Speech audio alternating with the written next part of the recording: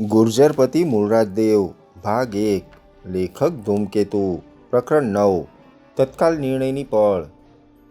રાજકારણમાં તત્કાલનો નિર્ણય ઇતિહાસનો બનાવ બની જાય છે. જે તત્કાલ નિર્ણય લઈ શકતા નથી તે પછી કોઈ દી નિર્ણય કરી શકતા નથી. પણ એ જ રીતે રાજકારણમાં તત્કાલનો ખોટો નિર્ણય પણ ઇતિહાસની પળ બની રહે છે.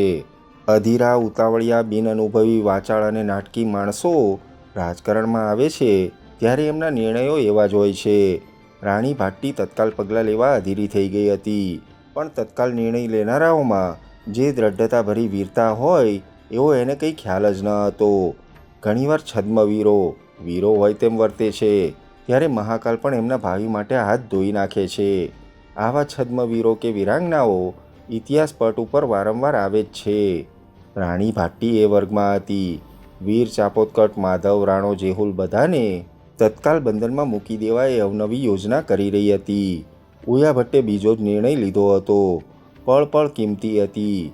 રાજ દરબારમાંથી એ જેવા ગયા હતા તેવા જ પાછા આવ્યા હતા અને આવીને પોતાના આસન ઉપર શાંતિથી બેસી ગયા. માધવ એના બોલવાની રાહ જોતો ત્યાં ઊભો હતો. ભટ્ટના ચહેરા ઉપર ખેદ હતો. એ જાણે તદ્દન મૂંગા બની ગયા હતા. એમને જે પગલું લેવાનું હતું તે પગલાંની કલ્પના એમને આઘાત આપી જતી હતી. અંતે માધવે પૂછ્યું, જય આવ્યા પિતાજી, શું કહ્યું મહારાજે? મહારાજ ક્યાં છે માધવ? તે કંઈ કહે. મહારાજ, સામંત ચાપોદકટ જે આપણે જોયા હતા એ તો મરી પરવાર્યા છે. હવે તો એમનું મળદું રહ્યું છે, મળદું. એ મળદાને સાચવો તોય શું ને ન સાચવો તોય શું, એને તો હવે બાળી નાખવું રહ્યું. માણસ જેવો માણસ જીવતા મળદું થઈ જાય પછી બીજું શું થાય? એમ નહીં કરો તો આ પાટણ નગરી લૂંટાશે. મહારાજ વનરાજની સ્થાપેલી નગરી ખેદાન મેદાન થઈ જશે. સોમનાથ ભગવાનના ખંડેર થશે. ગુર્જર દેશનું ક્યાંય નામ નિશાન પણ નહીં રહે. લોકો ઢોરની પેઠે મરશે. માધવ, હવે રાજપલટો કરવો જ રહ્યો અને રાજવંશનો પણ પલટો કરવો રહ્યો. બીજો કોઈ ઉપાય નથી. હું ચાપોદકટનો રાજપુરોહિત આ બોલતા કેટલી વેદના અનુભવું છું તે હું જાણું છું. પણ હવે કોઈ નથી, કોઈ જ નથી. રાણી ભાટ્ટીને અહીપત પણ નથી. એટલે દેશને જાળવવો હોય તો આ કરે જ છૂટકો છે. આપણે જેમાં પહેલ કરવી પડશે. જ્યારે જરૂર દ્રઢ રાજનીતિની હોય ત્યારે જે નબળાઈ ભરેલી નિર્માલ્ય વાતોમાં વખત કાઢે છે એ મહાન દેશદ્રોહ, ધર્મદ્રોહ કરે છે. આપણે ઊંઘતા વેચાશું. ગ્રાહ રીપુ જ આપણને ઊંઘતા વેચી નાખશે. રાજકુમારી માધવીએ વાત કહી તે સાચી છે. પછી એ રાગ અરાશીઓ વશ થઈ રહ્યો. મેં વીર ચાપોદકટને બોલાવેલ છે. આજે રાત્રે જ આપણે નિર્ણય લઈ લેવો છે. હવે જે કરવું હોય તે તાત્કાલિક કરવું રહ્યું. માધવને પિતાની દ્રઢતા જોઈને ઘડીભર તો આશ્ચર્ય થયું, પણ એને રાજ દરબારમાં જઈને જે જોયું હતું તે પછી એમનો અભિપ્રાય વધારે દ્રઢ થઈ ગયો હોય તેમ જણાયું. સામંત ચાવડાએ ઉદ્ધત વર્તન કરેલું હોવું જોઈએ. પણ મહારાજે કહ્યું શું? એણે કહ્યું. શેનું શું કહ્યું? રાજવ્યવસ્થા જાળવવા માટે કુમાર મૂળરાજદેવને રાજસૂત્ર સોંપી દેવાની વાત વિશે. મહારાજને બોલે બંધ નથી. માધવ બોલ્યા કે રાજપુત્ર એ જ સંભાળશે. ઘડી પછી બોલ્યા કે એ સંભાળવાવાળો કોણ? જ્યાં વાણી નથી ત્યાં માણસ કેવો? આ બોલ્યા આ ફોક. એવી વાત છે. તો હવે શું કરવું છે? વીર ચાપોદકટના હાથમાં અત્યારે રાજદરબારની વ્યવસ્થા છે. એના જ સૈનિકો ત્યાં ચારે તરફ છે. હવે તો ચાપોદકટ પોતે જ માને છે કે રાજપલટો અનિવાર્ય છે. એ આજ રાત્રે અહીં આવવાનો છે. રાણી ભાટ્ટી રાજને ટાળે તેમ છે પોતાની ઈર્ષાને લીધે. એ વાતની ચાપોદકટને ખાતરી થઈ ગઈ છે.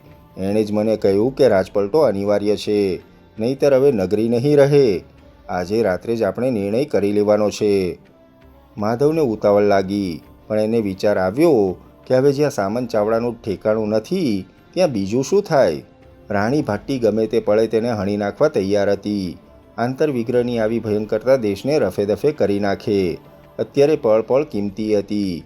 પળ પળની જાગૃતિ વિના જીવવું જ અશક્ય બન્યું હતું. એટલે નિર્ણય આજ રાત્રે જ લઈ લેવો રહ્યો. પોતાના વિચારમાંથી હજી માધવ મુક્ત થાય તે પહેલાં એણે એક અજાણ્યા માણસને પોતાની પાસે ઊભેલો જોયો. ઉયા ભટ્ટ ને માધવ બંને આવનારની સામે જોઈ રહ્યા. એમણે એને કદી જોયો હોય તેવું તેમને સાંભળતું ન હતું. કોણ હશે ને શું હશે? એમને મનમાં પ્રશ્ન થયો. ત્યાં પેલો માણસ જ બોલ્યો, હું આવું છું દેવ, સોમનાથથી. સોમનાથથી? કોણે મોકલ્યા છે તમને? શી વાત છે? તમારું નામ શું છે? કોને મળવું છે? મારે મળવું છે ઉયા ભટ્ટને. આ ઉયા ભટ્ટનું જ ઘર છે ને? મને સોમનાથના પૂજારી મહારાજે પોતે મોકલેલ છે. સોમનાથની સંભાળ જો પાટણના મહારાજ હવે નહીં લે તો સોમનાથ ભગવાનના ખંડેર થઈ જશે. એટલે કે સોમનાથ તરફ આખા ભારત વર્ષમાંથી કોઈ નહીં ફરકે. ભારત વ્યાપી એની ખ્યાતિના પછી ખંડેર રહ્યા હશે. અત્યારે જ હવે ભાગ્યે કોઈ રડોખડો ત્યાં આવે છે, બાકી તો બધે સોરઠના ગ્રાહરીપુની ધાક બેસી ગઈ છે. ઉયા ભટ્ટને લાગ્યું રાજકુમારી માધવીએ આપેલી વાત અક્ષરશઃ સાચી હતી. આ માણસના કથનથી એ વાત તત્કાલ ધ્યાન માગનારી થઈ પડતી હતી અને અહીં હજી કોઈને એ વિશેની ગંભીરતા સમજાઈ પણ ન હતી. તો ત્યાં શું છે? તમારે કેમ એકદમ આવવું પડ્યું? આ વાત તમારા ધ્યાન ઉપર તો આવી છે, પણ તત્કાલ એવું શું બન્યું છે કે પૂજારી મહારાજે તમને તરત દોડાવ્યા? હું દોડતો જ આવ્યો છું દેવ, આગંતુક બોલ્યો. હું ત્યાં સોમનાથમાં એક અદનો સેવક છું.